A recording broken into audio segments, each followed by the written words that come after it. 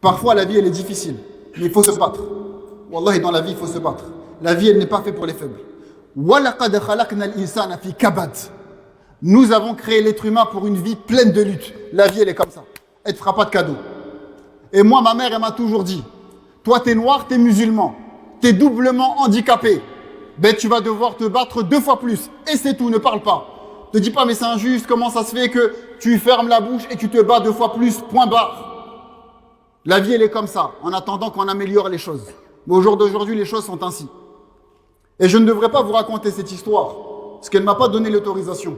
Mais si je le fais, c'est parce que, Wallah, j'estime que cela peut être bénéfique pour l'ensemble de la Ummah. Mon épouse, qu'Allah la préserve, elle a voulu toujours faire sage-femme, ou infirmière, ou diététicienne, pardonnez-moi. Elle a subi beaucoup de difficultés en France, avec le hijab. Elle a arrêté l'école, elle a... Tellement c'était son rêve.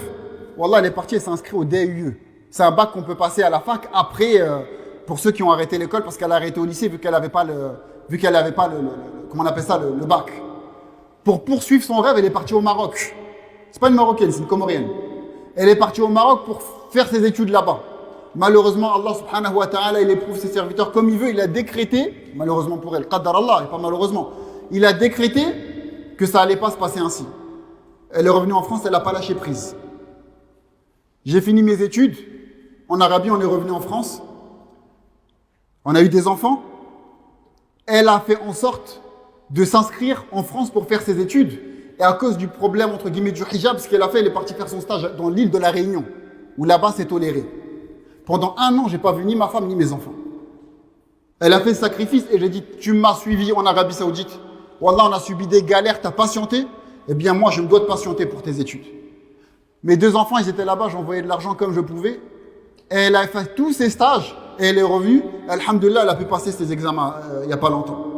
Donc, c'est vrai, il y a eu des difficultés, il y a eu des obstacles. Je ne vous demande pas tous, bien évidemment, d'aller à l'autre bout du monde et de laisser vos enfants, c'est pas ce que je vous dis. Mais dans la vie, parfois, il y a des sacrifices à faire. Parfois, c'est pas évident. Wallah, si tu veux réussir, il n'y a pas de réussite sans effort, sans sacrifice. Et tu fermes la bouche. Au jour d'aujourd'hui, c'est comme ça. Tu es un arabe, tu t'appelles Mohamed, tu es un Sénégalais, tu t'appelles Lassana, comme il a dit Mehdi. Peut-être que tu partiras pas du même postulat que les autres. Il y en a, ils s'handicapent, ils se tirent une balle dans le pied comme ça. Ouais, moi, comme je suis comme ça, je vais pas. Tu y vas, tu ne te poses pas de questions et tu travailles 2 fois plus pour pouvoir réussir.